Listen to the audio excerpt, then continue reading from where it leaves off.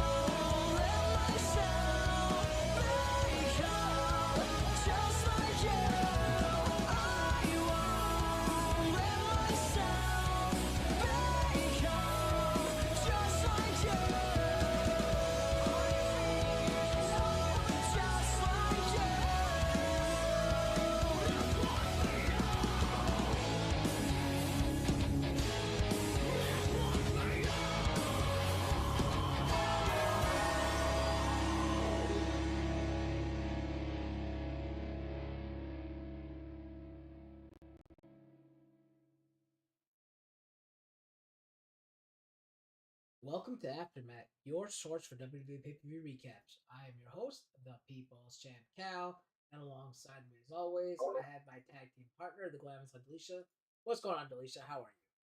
Hey, hey, hey. Another Monday, another recap going on.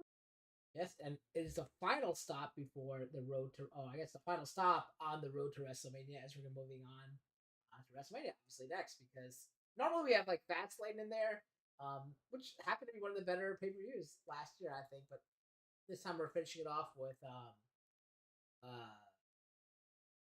Elimination Chamber. But it's crazy because like this is only the ninth pay per view. Like I know we don't count from the Saudi ones, but this is only the ninth pay per view of the year. Like this is episode 9 since our last beginning of the season. So that means episode 10 will be um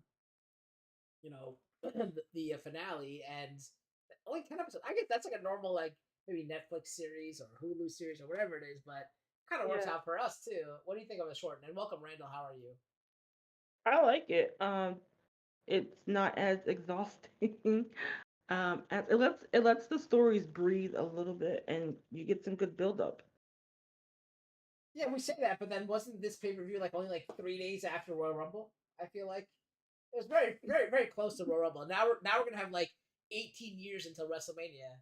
We're gonna be celebrating Yeah, Rose's Sweet 16 before WrestleMania happens, and we're gonna be late to that as well. Then, but yeah, I don't know. Like, I feel like it's nice. I like having time between, especially to have storylines like brew and stuff. But uh, sometimes we talk about this a lot, and I say how there's always complaints about people not getting any time on air or pay per view matches and stuff like that, and maybe having more pay per views would do that. Like the brand split, like I always say, but then again, we'd have more work on our hands. So, like I said, it's a dual-edged sword, but in most cases, it right now it's going well. Right now, I can't really complain. It's going well. Things are Yeah, storylines are piquing people's interest. I'm not gonna say yeah. mine, but they're piquing people's interest and stuff like Yeah, I was that. gonna say, I think the biggest gap we had was from like November into Rumble and then Right. Chamber into Mania, or as like the biggest gaps in between premium live events. Um, so yeah, but um, like I said, it does give a chance to give some breath to storylines, and then it gives, I guess, for this into this time, it gives them some time to work in some stories for well, really the only two they got to set up really now as far as like championships go is for like the US title and the Intercontinentals. Like those are the ones that need to be they're I feel like they're always fluid because there's always like a challenger for them. So it's just basically who's gonna be it for Mania. Oh, And thing is, they don't have to do that right away. They don't have to be like tonight on Raw. We're gonna know who's gonna challenge um the U.S. champion. right. Like they have some time to like play around with that, and like it could be for all we know, it could be a totally different champion by the time we actually are at Mania. So you never know. I Also, mean, I we don't were think so, but you never know. we were supposed to have the day one pay per view, but then they ended up not having that. So there was supposed to be an extra additional pay per view put in there, which were rounded us off with 11 and not 12 because March usually doesn't have one due to the long gap between WrestleMania and the penultimate pay per view before WrestleMania. But yeah, I think we also had to work into the storyline of Cody Rhodes, right, in Roman Reigns, because Roman Reigns is doing this whole bloodline storyline for the longest time, and now which might have possibly finally ended. We'll see. But now we have the whole Cody Rhodes thing that he has to focus on. So we have a lot of time to build that as well. They already laid the groundwork with Paul Heyman and Cody last week, so we'll see how that develops and stuff like that. But I don't think the bloodline story is completely over, especially with what happened, which we'll get to at the end of the night. But overall, your thoughts on this pay per view going in and Going after? Yeah, going in, I was pretty. It seemed like a pretty good card. Um, I had my doubts about some, which I'll get into a little bit later, but overall, I think they delivered. Like we were talking about last time with like the Rumble. When it comes to, like these sort of like gimmick pay-per-views, I don't know. I think that's the right word. Gimmick pay-per-views or stipulation, maybe that's the right word. Stipulation pay-per-views. Those stipulation matches are the ones I'm like paying more attention to as far as grading like an overall premium live event, whatever. PLE. So I think they pulled it off. Yeah, so for me, I wasn't really excited for many of the matches, just maybe the Brock Lesnar match and like the main event. I was hoping for something to happen. We'll talk about whether that happened or not at the end of the night, but you know, I wasn't really excited for that. Like, my people weren't really on the pay per view except for maybe Edge and Brock. So, but one other thing is like we're getting fewer pay per views. We're also getting fewer matches per pay per view. Last two have only been 5 each. I know they both had gimmick matches, as in, like to say the men's Royal Rumble, the women's Royal Rumble, and now the men's Elimination Chamber, the women's Elimination Chamber. But we're also losing out on a pre-show match, which is another spot we're losing out.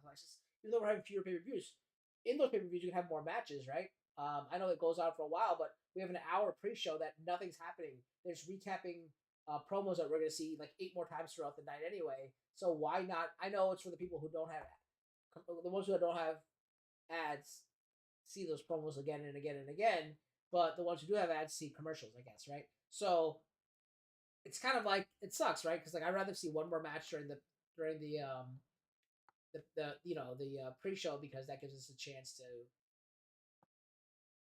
see more talent, right, and get them Yeah, more I appearances. mean, yes, but also it doesn't affect me because during those times, a lot of times I'm usually like cooking dinner during those times, and from the kitchen, from the living room, I can't see the TV, so I wouldn't have been Well, watching. just for the talent's sake, I'm saying for them to have an opportunity. Yeah, Yeah, yeah, I that's what mean, I said. I said, yeah, talent wise, I because we can see always in rewatch it on YouTube or something. It's not like a big deal. Like when I know a lot of times we're driving or we're doing something and we can't watch the pre-show. We're not even sure if there's a pre-show. And by the time we get home, we check and see if there's a pre-show. If there is, we'll go back and yeah, watch it. But it sucks because there's certain talent that's kind of getting screwed over for not getting a match. Um, I don't like there's people I don't even know whatever happened to, like whatever happened to Shinsuke and stuff like that. I don't know because of this kind of stuff. yeah. Anyway, let's move on to the first match. The first match tonight is your women's elimination chamber match where the winner will face, I believe, Bianca Belair. It is for the Raw Women's Championship, and the contenders include Carmella, Nikki Cross, Raquel Gonzalez. I think her name is now, right? Rodriguez. What? No, is it no? Is it Raquel Gonzalez now? That's what it was before. Oh, it's Raquel Rodriguez now. Yes. Oh, okay, Raquel Rodriguez, Asuka, Liv Morgan, and Natalia, the hometown hero or heroine, however you want to talk about it. Delisha, I believe you're covering this Yeah. So speaking of Natty, we started out with Natty and Morgan, where they kind of spend more time out. I can't. Well, I guess yeah, outside the ring onto the like the steel like hooks. No, it's kind of. I mean, I don't technically it is outside the ring, but kind of weird saying outside the ring where they're not like outside on the floor. Anyway, that's like a small thing. Um, but yeah. Excuse me. But yeah, they were basically like using the chains and the pods pretty much until we got our next participant, which was the aforementioned Raquel Rodriguez. Um, and of course, she's the big girl in the match, the big strong girl, so she's gonna get like the big play of trying to use her strength to overpower everyone else. And then until it was actually time for our next intro, which happened to be the crazy, delusional Nikki Cross, to be crazy and delusional throughout the match, pretty much. And she's it's like these last like 2 weeks, she's like, well, maybe it might have been just this past Monday, where she's kind of like fixated on Carmella for some. I'm not sure, but because in I guess going along with also storyline, Carmelo was the next one out, and she just them two were just having a back and forth. Um, which I think oh yeah, I think it was Nikki who climbed on top of the pod to hit the other three women in the match, and then of course that left Oscar to come in and pretty much like clean house. I will say they haven't really explained her um I don't want to say giving she was like character evolution, at least in like WWE. Like if you watched her over in Japan, this is nothing new to you, but they haven't really explained this shift. She just happens to be um a little bit more intense than it would, especially with the facial makeup. They haven't really explained that, but I guess we're just chalking up to it's being Asuka. And then Oscar also immediately went after Carmella. I don't remember why, but apparently everyone's mad at Carmella for some reason. um, which after that we have all the women in the ring and with no eliminations until Natty put oh I totally forgot about this before that I think it was Raquel and Nikki she drove through the what was it, is it plexiglass into one of the pods, which was probably the highlight spot of this whole match. Honestly, which allowed her to pin Nikki Cross to get the first elimination. And then after that, a little bit later, we had Natalia not locking Morgan into a sharpshooter. Of course, you gotta get that in. And not to be outdone, Asuka put her in I think arm in an arm bar as well. So she's had like double submission. Morgan has double submissions on her. When she doesn't tap, she just passes out, I guess. And I just thought this is nitpicky, where I think Samantha just announced her being eliminated. I was like, technically, you would just announce it as unable to compete, therefore she's eliminated. That was total nitpick, but I just like announcer wise, I was like, that's kind of how you would announce because that's technically what happened. But because maybe some people didn't realize, maybe they thought she did tap, but she didn't tap. She did not tap. So they're keep pushing that like Liv Morgan is like one who won't give up. She'll just have her body would just make her give up, and in order to like not win a match. So they still believe strongly in Liv Morgan. So for all you Liv Morgan fans out there, they're not jobbing her out per se, even though she has been technically like on a losing streak. And then Oscar and Carmella quickly started working together to get Rodriguez out, and then like pitting her together to get her eliminated. You got to gang up on the big girl, of course, to make sure keep her strong. Thing, it took two women to get her out, and so we are down back to Oscar and Carmella again. Like I said, um, Carmella is like being the fixation of like a couple of different women throughout this like build up for the match. But excuse me. Bless you. Thank you. Um, but pretty much Asuka locked her into the armbar, which made Carmella tap. And Asuka is now be challenging for the Raw Women's Championship at WrestleMania. I thought the match was okay. Not the only, like I said, the memorable spot from this match was Raquel running cross into the plexiglass, but I think we kind of get that every chamber match. Like someone gets uh either speared or ran into the glass. It's kind of now like that the chamber trope now.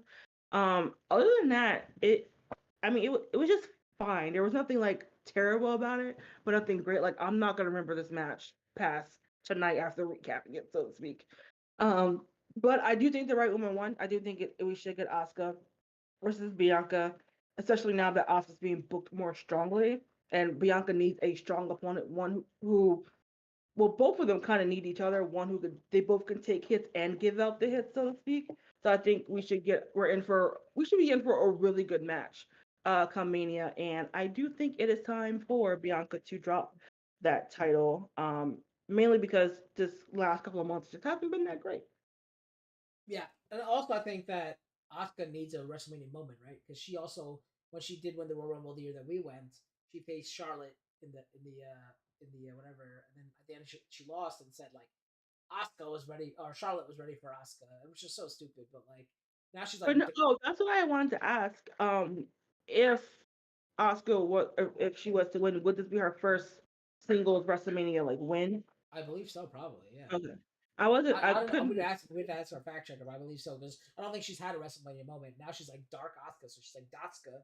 So that's pretty cool. And also But now I'm gonna start calling her that now. so a few points to make about the about you what the nitpicking you said earlier was about the her not tapping out, right? So that makes her look strong. I like that. But what they are doing, so this is important, is that they are treating submissions kind of like mixed martial arts. So mixed martial arts, if you don't tap, you usually end up passing out from the pain. That's considered a loss. So that's considered like a technical knockout, or like tech, not really a tap out, but it's called like a technical knockout or referee stoppage. So like that's considered a loss. Therefore, she was eliminated because she didn't technically tap out, but when you pass out, that's automatically a loss in MMA. And I think I that's totally got it. I was just saying the way they oh delivered, oh saying it was like as if she legit like tapped out or was pinned. The way she announced it, Liv Morgan has been oh eliminated. That's what like I said, it was oh okay. totally nitpicky, Well, and then it doesn't Like I matter at said, all. Zach McGowan still is not eliminated from the Royal Rumble because you need 2 feet on the ground and only has one leg. So I will stand by that forever. Um. Anyway, the other thing is I hate that spot where I don't hate the spot. I should say I hate the setup to the spot or whatever you want to call it, where they break through the plexiglass or whatever it is, right? Like it happens. Braun Strowman does it every year, or somebody else does it. Or this time Raquel Rodriguez did it, or whatever. Well, it's stupid because when Eric Bischoff first pitched this idea, right? Like of the Elimination Chamber all those years ago. He said it was bulletproof glass, nothing can break it, and now like everyone goes through it every year. Like so, it's kind of stupid unless they skimped on materials to make it since then, maybe. But kind of like takes away from the aura of how he described it when they first. He's like a 1 mile of chain, and like if you go back and watch that original promo of how he described it, it was really cool. And it kind of takes away from the mystique of that. But I don't think anyone really remembers that promo except for me, so I guess it doesn't really matter. But yeah, that's like the spot. And like I didn't find anything really spectacular about that. The last probably women's elimination chamber of note that I can remember is when Shayna Baszler came in and eliminated everybody. that was the last one I can remember of note. That was like pretty cool. Other than that, like it's just another match for me with a lot of people in it, and I mean, cool Nikki Cross jump, but we'll get to what happened later on, and that was so much cooler. And if you want to showcase women, start showcasing them. I always say they're holding them back, and then they'll have a match where it's like, oh, finally they let them do what they wanted to, and then like once again they're like kind of holding them back. So I don't know. It's like a toss up, and I want to see them just like let loose and do all this crazy stuff because the War Games matches that we see with the women do is they do crazy stuff like when Cora Jade did like a moonsault or whatever she did off the top of the cage onto like 14 people through tables and stuff. That was pretty cool. Like why can't we see that kind of stuff in the Elimination Chamber? I know you can't really throw a table in there, but you know what I mean. Like do cool stuff Yeah. like Oh, that, high risk maneuvers. I will say I will say when Liv did the sunset flip off the Mm, pod, that was another good spot. that was cool too. Yeah. That was a, like almost like pitch perfect Yep. sunset flip. So sorry. Yep. That's pretty much it for that match. Other than that, I think we'll finally see maybe Asuka get her WrestleMania moment and defeat Bianca because Bianca Belair's had 2 years in a row with like top moments for women in WrestleMania history, not only for African or people of color, I should say, um, but like I guess her and Bianca Belair were the first African American women to technically main event WrestleMania, even though Ronda Rousey's history, as we know, but it's cool, like so. I feel like Bianca Belair's got 2 years in a row with great memories, so now it's time for her to pass it on to someone like Yeah. Asuka, who I feel like has gotten no like moment as of yet. I don't Yeah. I think we are ready for Asuka to be champion once again. But I feel like her character is kind of like in limbo, right? She's not like a heel. She's not like a face. She's like weird, right? So like I just want to see. Yeah. I mean, not that I watch enough that like the main like shows, but like I want to see her like go either really evil or I mean I don't want her to be good. The only time when she's good when it's good. The only time when she's a face that is good is when she's doing like promos in Japanese and it's hilarious and no one understands what's going on. That's hilarious. But other than that, like I mean, I need her to be a heel. Yeah. I mean, pretty much she could just be booked like she was when she was in NXT. Without having it to be like the undefeated streak, just like Right. she's just going to knock you out with her feet and strikes and stuff, and just be not well. I wouldn't say be a monster because that's not like what it is, but like a monster in the ring, so to speak. I think that it's gonna be a good wrestling match. It's just that Bianca's had great wrestling matches with Sasha, with Becky, with all these people. I think Asuka's tenacity and like her striking, like you said, should be the difference in the match, and I hope it is. We'll get to that when it comes to actual WrestleMania. Move on to the next match featuring Bobby Lashley against Brock Lesnar for I have no idea why. I guess this is a rubber match. And then the one cool thing I thought about it was I did watch the promo.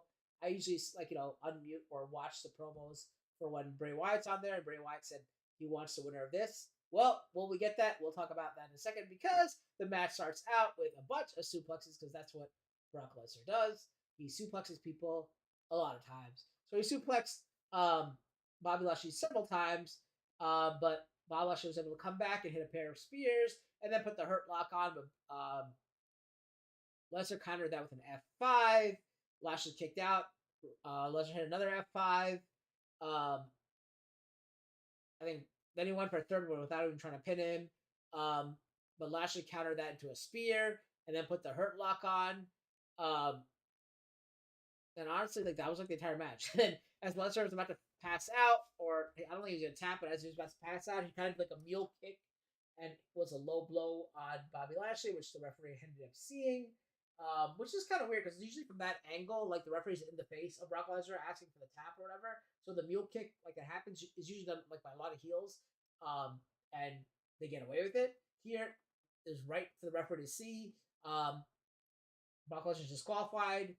After that, he goes ahead and F5s Bobby Lashley through the announcer's table, and then he F5s the referee like onto the announcer's table that was already broken, and then Brock Lesnar leaves. So most likely we're gonna see this feud go on, which I don't really need to see go on. But you know what? Like I'm gonna give them one more chance. I mean, I like them both, but the reason why I'm gonna give them one more chance, the first time that people like Goldberg fought Brock Lesnar, no one really. People consider it one of the worst matches of all time. I was there live, WrestleMania 20, Madison Square Garden. So they don't even remember that. Like people don't even like consider that as their first ever match. When they both came back more recently, and they had like the one first match, second match, and then the third match of WrestleMania, it was not bad. I mean, it was. I guess compared to what I saw at WrestleMania, it was not bad. So like these guys to fight again, they're probably gonna fight at WrestleMania. Is what I think. Um, I feel like they'll go all out at WrestleMania. Maybe they'll add a stipulation to it because I think one of the matches is already a last man standing match. Oh no, that was Roman Reigns. Never mind. Maybe they'll add a stipulation or something to it.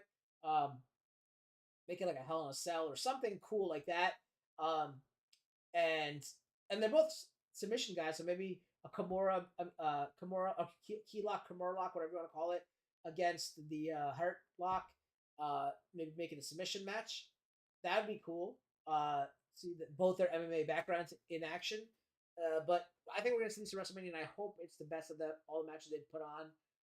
Much like Goldberg and Brock did after all those terrible matches they had that were like 3 seconds long. And well, the WrestleMania match that I went to wasn't 3 seconds long, but it was also considered the worst match in WrestleMania history. So anyway, after that they had terrible matches Brock and Goldberg did, and they finally had a pretty decent one at WrestleMania. We'll see that for Bobby Lashley and Brock Lesnar in this case as well. What do you think, Alicia? Yeah, this was the match I didn't really care about. I'm not the biggest Brock Lesnar fan. But yeah, it was oddly weird to just have it go down like that. I thought we would get maybe like the reemergence of the Hurt Business somehow, or there'd be like something going on to like really like kick this feud in a higher gear. I got none of that from. We just got a DQ. I don't know what he attacked the ref for either. I guess they just chalk it up as Brock being Brock, but it was like he didn't even do anything. Um, but yeah, I don't care. Sure they might have a fine match at WrestleMania. It's just that I don't care. I don't know. I don't care. So it's just like this match did nothing for me, and I don't know if it will at Mania if that is the plan for them to go against Mania because we have Bray Wyatt circling around. um, I'd probably maybe I guess in between that. I don't think he's gonna go after Brock Lesnar. Someone brought it up like online, like, can you really see Brock like getting down with all the like supernatural spooky stuff that Bray has done? I feel like Bobby could pull that off more than Brock. Now if Brock cares, different story, but I believe more in Bobby to get that done than Brock, to be honest. And I don't know if I can't recall if we've ever seen um Bray and Bobby Lashley like interact on WWE stage. I don't think so, and I guess that could be why the Hurt Business get involved because he needs some help to counteract like Uncle Howdy and whatever. So that's intriguing. So I don't know. I guess part of that is more exciting to me than another Brock versus Bobby match, but that's just me. I know I'm probably in the minority on that one, but that's just me. I think see I disagree. I think Brock would when he's having. I feel like he's having a lot of fun now because he's kind of like on the loose kind of thing and like getting paid to do it. I think he's having a lot of fun. He's actually interacting with fans, which like he's known not to be kind of a hard ass and not really care much for the fans. He's more of a subdued like introvert. So like he's having a lot of fun, I believe. So I feel like him and Bray could put on a show because he's gonna care to pass the torch in the sense Yeah, of being a. if he cares, I think he sure. does. I think right now he's having fun. So we got to catch him on that high wave right now before it goes back down. And that's the moneymaker right there. All right. The next match is your mixed. I guess it's the mixed. What do you call it? What do they call that? Mixed. What do they call that? I think it's just a mixed tag match, right? Yeah, mixed tag match. No, but what was the thing that we used Monday nights like mixed? What was that thing? Like in Charlotte, like in Charlotte one year with the Miz or something, and like Asuka or something. I don't know. And remember Braun Strowman and Alexa were tag team. What was that called? Yeah, well, mixed match challenge. Mixed match challenge. Okay, well this was a mixed match. I can't even say it. Anyway, it was a mixed an intergender tag team match, featuring Edge and Beth Phoenix against Finn Balor and Rhea Ripley representing the Judgment Day. This is Delicious match, so go ahead. Mix. I'll say that 5 times fast. Yeah, so this actually was a match I was looking forward to, mainly for Beth Phoenix and Rhea. On Okay, not mainly. It was just for Beth Phoenix and Rhea because I just wanted them two to go at it. I don't think they haven't had an actual singles match, have they? Has Beth? I think Beth has had a singles match since she's returned. It's only been in like Rumble and run-ins and tag matches, if I'm not mistaken. Which is, Right. she's older. She's a mom. She got stuff to do. She ain't got time to be on the road all these time. Anyway, that's not neither here nor there. But we started off with Edge and Balor just going at it before that was actually quickly before they was like, no, we're gonna give the people what they want and get Ripley and Phoenix in there, where they was trading insults with each other and then clotheslines that was ineffective to them both. Just both of them just looking as strong as they do. Ripley did try to go for a riptide early on, but she didn't get that through. And then she was able to finally get Rhea down with a clothesline before ex-con Dom he had to get involved, save mommy, and he distraction, and then that which would lead Beth to like chase him up the ramp and she didn't go backstage, but he basically ran backstage. The crowd was hot for Dominic with the chance of "F you, Dom." So he's doing his job as a heel of like getting the crowd reaction. Which we had a very heated debate about whether this character was working in the group chat. Um, but and then eventually, but because of Beth running out, that would leave Balor and Edge. Pretty much to leave him be double teamed basically by Rhea and Balor, and then until Beth could return. But if you thought that was the end of Dom, you were wrong. He was back in like 30 seconds. Much like that bullied school kid who runs to the teacher and then like come back out and still do it on their BS. Um, oh, excuse me.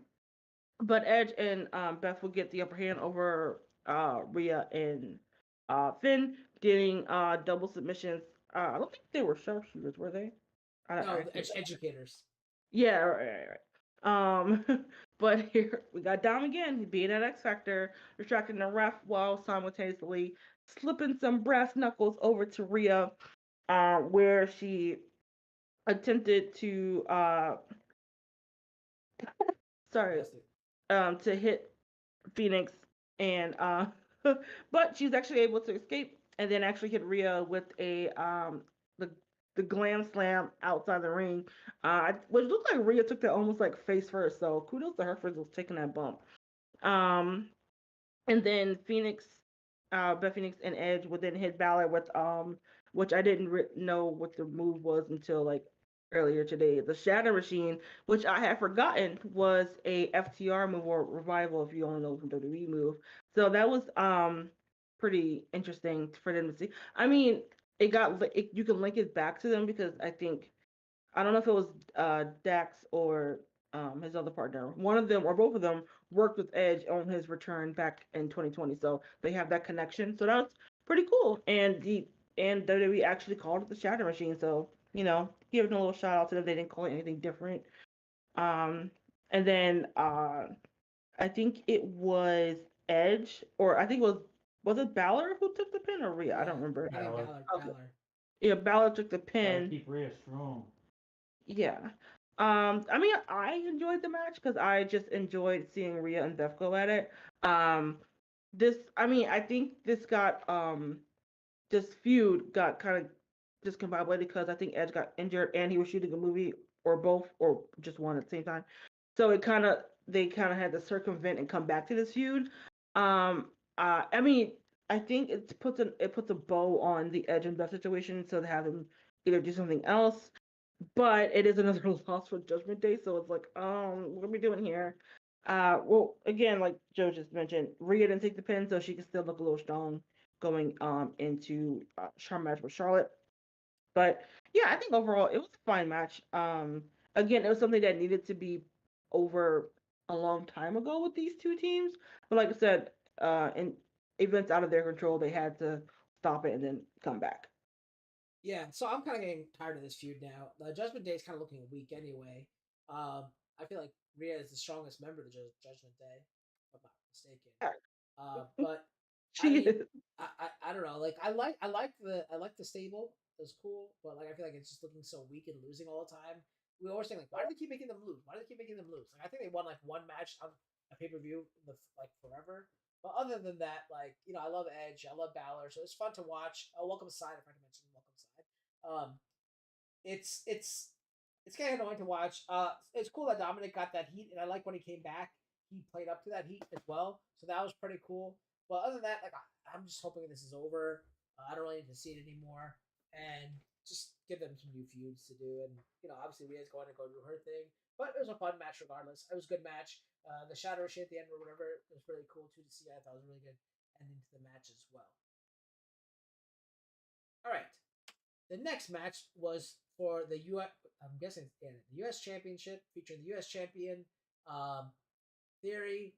Oh, now he's Austin Theory again, right? Austin Theory, uh, Montez Ford, Johnny Gargano, Bronson Reed, Seth Rollins, and Damian Priest representing the Judgment Day in the men's elimination chamber match, where the winner becomes the U.S. champion.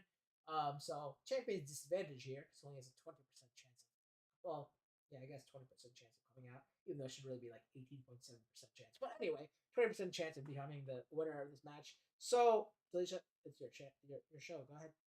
Yeah, so this one I was actually looking forward to because all these guys here, it's a very like nice mix of different wrestling styles, which and all these guys can go. So I thought this was really going to be a good match, and I don't think it disappointed. We started off with Seth Rollins and Mr. Johnny Wrestling, starting off in the ring, just putting on a clinic of just wrestling. Which, when it comes to these two, that's what you kind of expect. And I wasn't expecting, but actually, Theory was the next man out, was the first, I guess, the first guy out of the pod, immediately going after Rollins and Gargano. Of course, they have a bunch of history over the, especially Gargano and Theory, and then of course Seth and Theory as well these last couple of months. So it was, of course, you got all that going for you, and um, and then eventually Theory tried to get to team up with Gargano to go after Rollins, but that didn't work out in his favor. And then after that, we had Priest coming out. He's the big. Well, I guess technically he isn't the big guy. He's the tall guy in this match. And just quickly was showing like why he was hired by WWE and why he is people like really like the guy like in the ring. He really can go. And then after that, Wait, we sorry. had So I don't interrupt you, but I got scared for a second. I'm like, what the hell's going on? What's coming out of my chair? Like right here on my background? That's Bianca Belair's hair. I like on my background. What the hell's growing out of my chair right now? Because it blends in perfectly. Like it comes out right here, it does. and that It scared me. And I was like, what the hell's coming out of my chair? But that's actually Bianca's. But does. on the small screen, when I look at the big screen, I can definitely tell it's her hair. But when I look at the small screen, I was like, Yeah, wow, I'm like, yeah, what the I hell is totally that? know what All you right, sorry mean. about that. Go ahead. I got startled for a second. And then after that, we did get Bronson Reed onto the ring. He hasn't really done much on actual Raw um, television lately, but there's a lot going on, so his turn will come. But I think he did showcase his skills that pretty good in this match as well. He had both Rollins and Gargano on the shoulder before he did a I think it was like a double Samoan drop. I mean, we say Samoan drop. I don't know if he's actually Samoan or not, but for a near fall on Rollins, and then he basically continues to run roughshod on everybody until Montez Ford, who was the last entrant in to come, and he hit him. He basically hit him with a people's elbow. That's basically what he did onto Theory, which I thought was kind of funny. And well, I should say he tried to, and then Bronson interrupted that. So boo. No. And then Rollins and Gargano had this crazy spot with Reed where I don't know what you even call. I think I guess you just call it like a poison rana, which is like a reverse hurricanrana, and which looked like a nasty, almost a nasty hit on a Reed on his head. I think he covered himself pretty well, but it just go back and look at it. It's a pretty good spot. Um, Goodness gracious, what is going on with me today? So they tried to get him out that way, but he kicked out. And then Ford would climb up to the top of the cage, and I don't even know. I guess basically he just hit a body drop on to everybody else in the ring. Of course, that's another big spot you always find in chamber. Someone's going to climb to the top of a chamber and basically just fall on you. But the one actually like, oh sorry. But I will say, and then Bronson Reed got eliminated not too long after that when Johnny hit him with the final beat, and then unfortunately, oh, and then we get I think that's when Rollins actually hit Ford. No, no, no. I would go back to the big spot that we got. To where I think it's Johnny and Seth. They got talking about a pod. It looked like I don't know what Seth said to him. I'm not a lip reader, so I don't know. But can you know? And then it looked like they were like kind of like team up for a little bit, and then Rollins hit him with a chop, and then I think it was another reverse hurricanrana from Johnny to Seth onto the bottom of the cage. Very luckily, Damian Priest was like underneath to kind of catch Johnny's fall, or that could have been very bad. Um, but I will say, unfortunately, not too long after I think Tez got curb stomped from he was like leaning from the outside of the ring and then uh got curb stomped onto the steel of the platform to where they played off so well that I legit thought he was hurt, but um people were telling me no, it was just a work. Really good. See, that is an example of a work being where you are not too sure of what's going on. Oh, and then I think in between that, I think Priest got eliminated again, or he eliminated Gargano. One of them two eliminated together, and until we were down to just Rollins and Theory.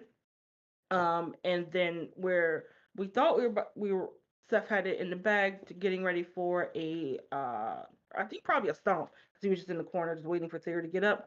But we would be interrupted by Mr. Logan Paul out of nowhere because the door was open because they were helping Montez out of the cage. I guess that's when everyone figured out that was just a work.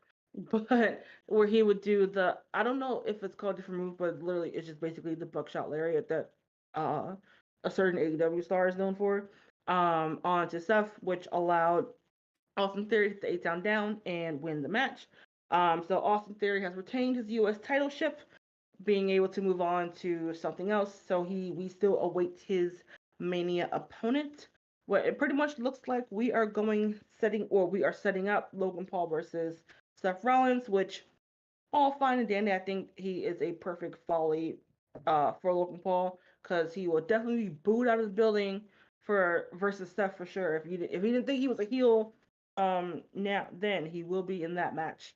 But overall, I really think this was a really great match with really good spots. And again, like I put in the chat, our group chat, I wish they would let the women go as hard in these matches like that. Like I said, that one was just a little bit meh, but that also could be because some of these women aren't used to being around. I mean, used to training with each other. I don't know what it is. Yeah. Anyway, but the men's match was really great. I will remember these spots, and I do think it was good for Austin to retain. I feel like he's been doing really well in his U.S. title ship. And it sets him up for either a really big win at Mania. There are some rumors on who that might be, or a really big loss and let someone else shine and take on that mantle going forward into the summer. Yeah, I kind of just wish like, there was bigger stakes. Like the U.S. title, like it's kind of like people don't really care much for it. So I wish there was bigger stakes for this match. But That's the yeah, biggest stakes they got. what? That's the biggest stakes they got for because Roman has both titles, Right? so No, but they they. could make it the night one of WrestleMania or something, or I don't know. No, I mean for the chamber, like he's facing Sammy, so they can't. There's nothing else to fight for No, except for the no. IC They had championship. that. They have whoever wins this face the winner of the Sammy Roman match night one of WrestleMania. No, I don't like that. I don't know. But I like giving shine to the mid tier belts and letting them be elevated. right, but like I I'm felt all like for that. I couldn't even tell you like I don't know when this title was last relevant. This U.S. title specifically. Um, but yeah, other than that, Montez had some good things. I hated how I think it might have been Corey Graves who called Montez's rock bottom at the end and Uranagi because an Uranagi he still stays standing and do that, whereas he actually went all the way to the ground and did the rock bottom and also did the people's elbow or tried to do the people's elbow earlier. So that kind of upset me. But his spot where he did like he climbed up and then he actually like flipped over his own arms and then came down, that was amazing for Montez. Montez Ford really shined for me. Again, he's growing on me like Bianca Belair. But I've been saying that for a while that Montez Ford has been growing on me due to his great athleticism and all that. Ever since I seen like jump from the like running towards the turnbuckle, jumping over it with a flip and landing down, like that was awesome. Oh, hi to Big Toe. I don't know if I said that earlier. Welcome. Other than that, there's not besides the Johnny Gargano spots. I really wanted Johnny Gargano to win, or Montez to win. So that would be great. I think anyone besides Rollins or Priest to win. Basically, I wouldn't have cared for any. Bronson Reed's kind of growing on me. He's pretty cool, but other than that, I don't mind Theory retaining either. Just as long as Seth Rollins and Damian Priest didn't. But anyway, but yeah.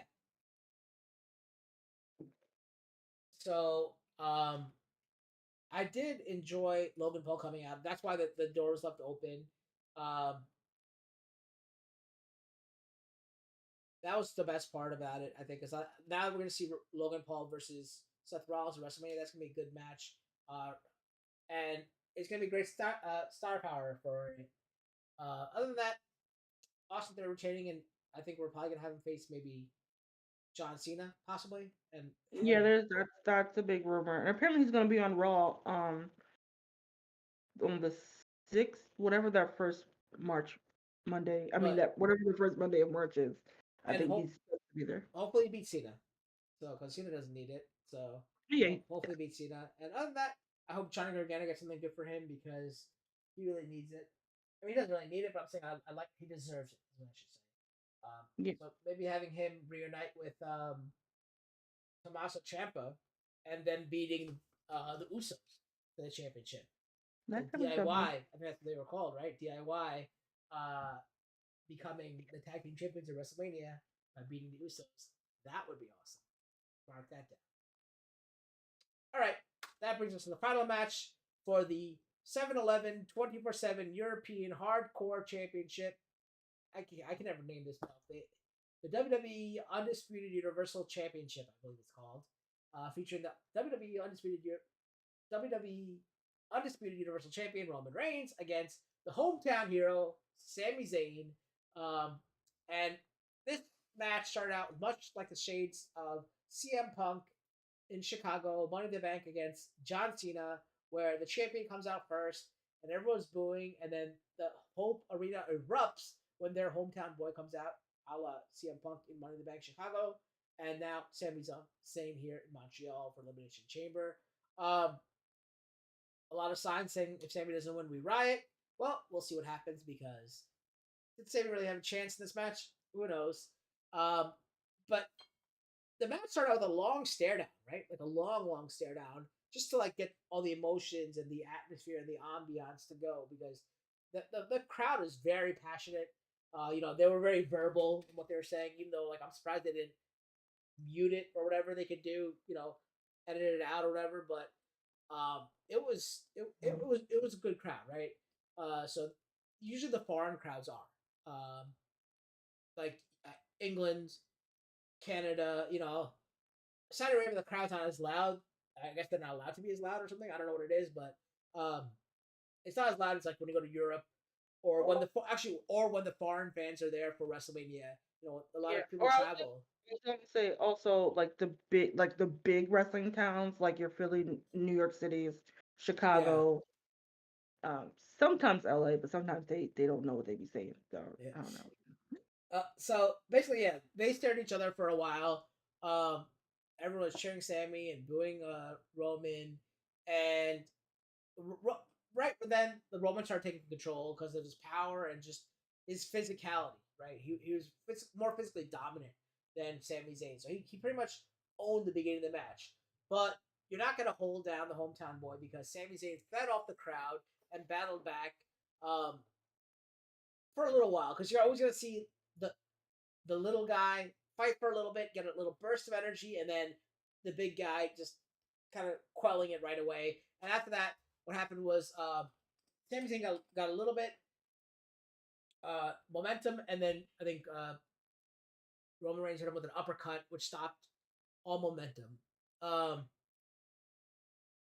then Roman took Sammy outside the ring and started like putting him in front of his family, in front of Sammy's family, saying like, "I didn't want this. He asked for this. You know, I loved you. I wanted you to be part of my family." Right in front of Sammy's wife, I think his brother, maybe his parents. I don't know whoever else was there, but his friends and family were all on the outside, and Roman kept taunting the family, saying like, "I never wanted this. This is his doing and his fault." Then Sammy countered that with a Superman punch, and then went and kissed his wife, I believe, and then ran back into the ring. I think he might have hit another Superman punch. Oh no, he went for the Helluva Kick, and when he went for the Helluva Kick, um, Roman countered that with a Superman punch, uh, and then I think Roman went for another Superman punch, but Sammy turned that into an Exploder Suplex, and then did his own Superman punch, then a Helluva Kick, and went for the pin, got the 1, 2, and then Roman kicked out. They went back outside the ring. Roman went for the spear, but Sami Zayn sidestepped it and put Roman through the barricade, brought him back into the ring, hit the Blue Thunder Bomb, went for the pin, 1, 2. Roman kicked out again. Eventually, they wrestled each other, like grappled, but not like really wrestled, and somehow the referee got knocked out. This caused the Jimmy Uso to come to the ring and help Roman attack Zayn. Roman went for the pin after this, and Zayn was able to kick out.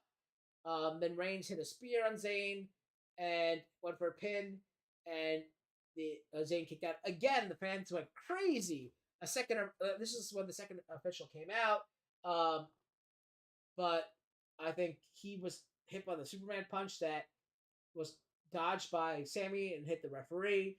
That's when Paul Heyman grabbed a chair, threw it to Roman to hit Sami Zayn with, but then Jey Uso came in and got in between them, and much like what we saw in Royal Rumble, where Sami Zayn got in front of Kevin Owens to stop the chair shot, and Roman gave the chair to Sami Zayn to hit KO, and then turned his back on Sami Zayn. That's where that caused Sami Zayn to hit the chair. Same thing played out here, where he asked Jey to hit Sami with the chair, turned his back to Jey. You think he was gonna hit him with the chair, but he doesn't. And then basically gets pie faced multiple times. Jey Uso gets pie faced multiple times by Roman Reigns, and that's when I think Sammy. That's when Sammy went for a spear. Roman dodged out of the way and it actually hit Jey with the spear, and then the Roman hit Sammy with a chair, and then a spear, and then got the pin 1, 2, 3. Should I talk about what happened after the match, or do you want to wait? Yeah, you want me to? Okay. So after the match, I think Reigns and Jimmy Uso started fighting Sami Zayn, so we knew what was going to happen. Kevin Owens' music hit. He came out and hit a stunner on basically Jimmy, Roman, and Paul Heyman. He hit the powerbomb on Jimmy at the onto the financial table, which broke again for the second time of the night, and then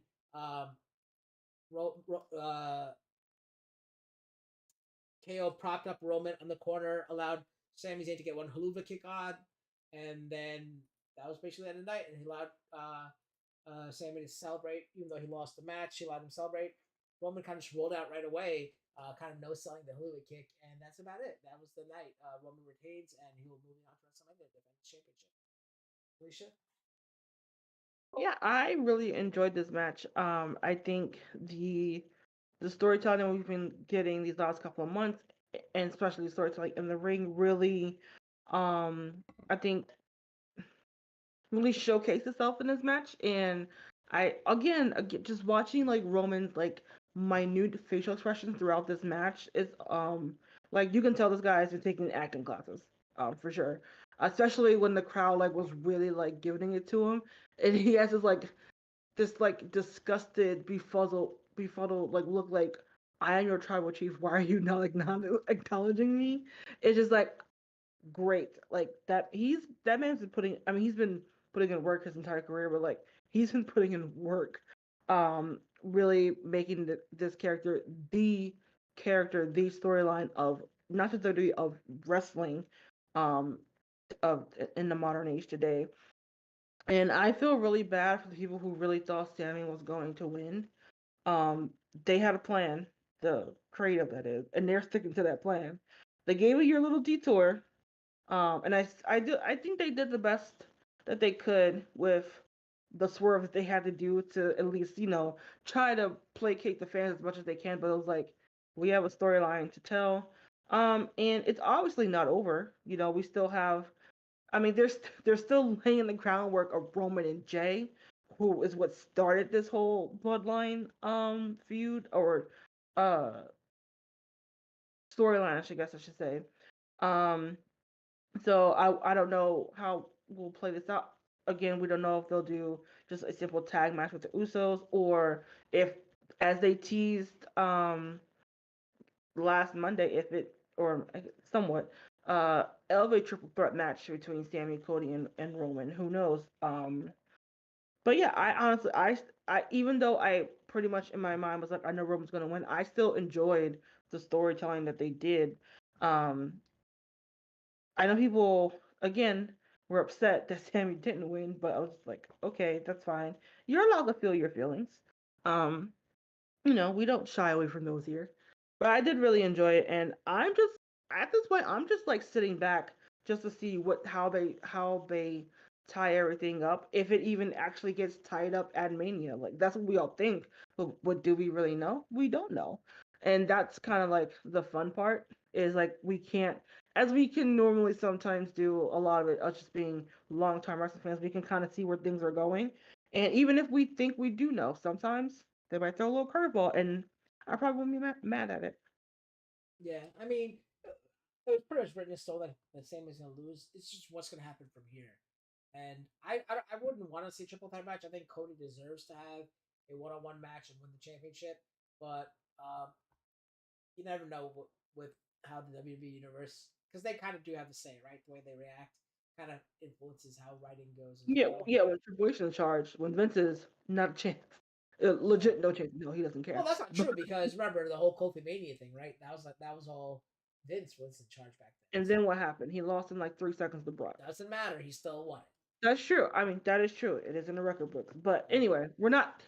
Yeah, but yeah, yeah. I mean, off and on, they throw us a bone. But Triple H, especially if you've watched NXT from the time he's been in charge till he wasn't in charge, you can tell that he legit listens to the fan reaction and will pivot if he needs to.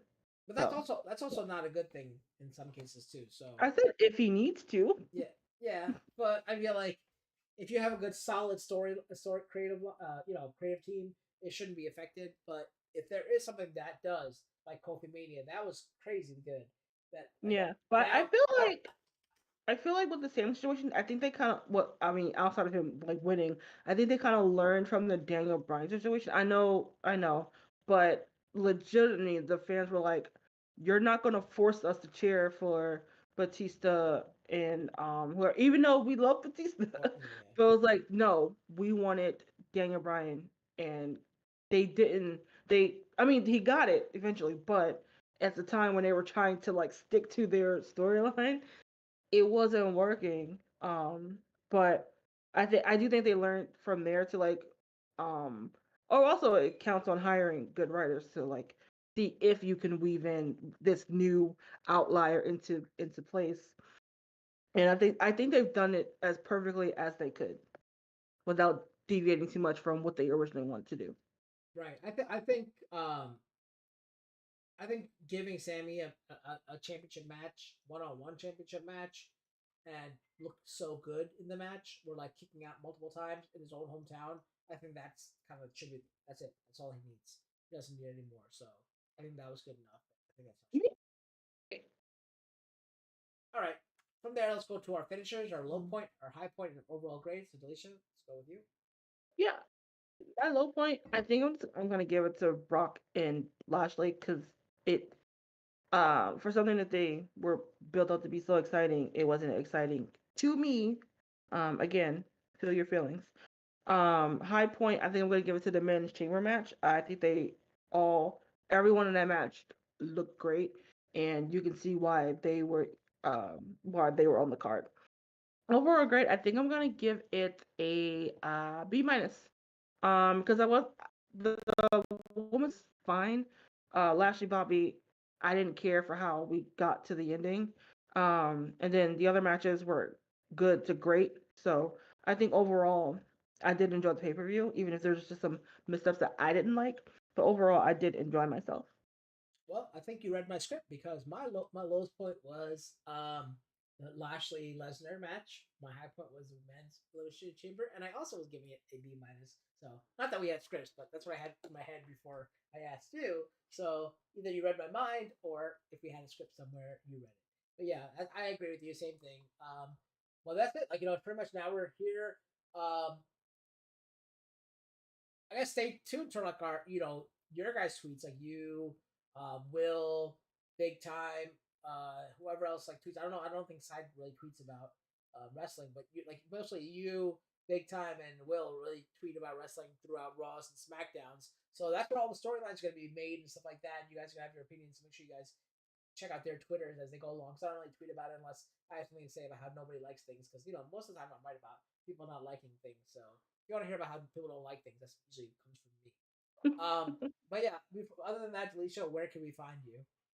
You can find me on Instagram and on YouTube at Delisha Renee TV. And I thought I was gonna have a video up this week. And for those of you who don't know, I it was my daughter's first birthday last weekend, and I had planned to do a lot of vlogging and pictures and everything, but um I got none of those. I don't even have a picture of me and Rose together.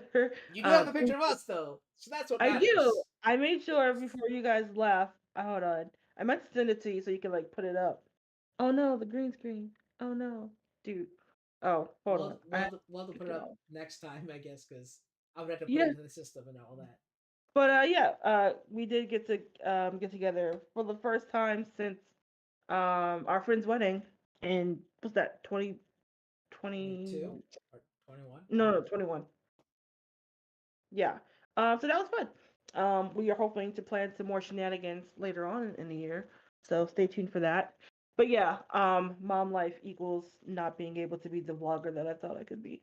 But I'm going to try to shoot something this week, um, so I can get it up because I wanted to only take a hiatus in January so I can like reformulate some things, but life be getting in the way, y'all, legit. But I would say if you really want to see more of me of content, I do post more on Instagram because it's easier than trying to do full-fledged videos and editing them and then uploading them to YouTube. So follow me there and you get updated on when a video will drop. And as always, all her links are in the description below, so make sure you check that out. As for me, no games on the horizon. I just recently beat the Harry Potter game. I really enjoyed it. Unfortunately, I'm not able to platinum and 100% it because of known bugs. So until the developers fix those bugs, I will not have the platinum trophy in that. But other than that, I've pretty much 100%ed that game. And it was really fun. I enjoyed it thoroughly. So um, other than that, no other games on the horizon for me at the moment. But you can catch us here next time after WrestleMania, which is a two-night pay-per-view, April 1st and April 2nd. So you'll see us on April 3rd. Hopefully, we might be able to start a little bit earlier because it's a two-night long pay-per-view. We'll have also a guest. I believe Will wants to join us again for WrestleMania. So maybe try to look for like a 6 o'clock or 6:30 start time because it is one of the longer pay-per-views, and it might take us a while to cover 2 nights of the pay-per-views with like probably 11 matches, 12 matches. So stay tuned for announcements for that. And then also, if you do want to present an award, because right after WrestleMania, we have our season-ending special. We have our AfterMat Awards. If you'd like to present an award or have any new award categories you'd like to suggest to us, please let us know. Hit us up on Twitter or yeah, pretty much Twitter, I guess. And let us know. So until then, guys, keep slamming the haters, and be the champion of your dreams. We'll see you next time. Bye.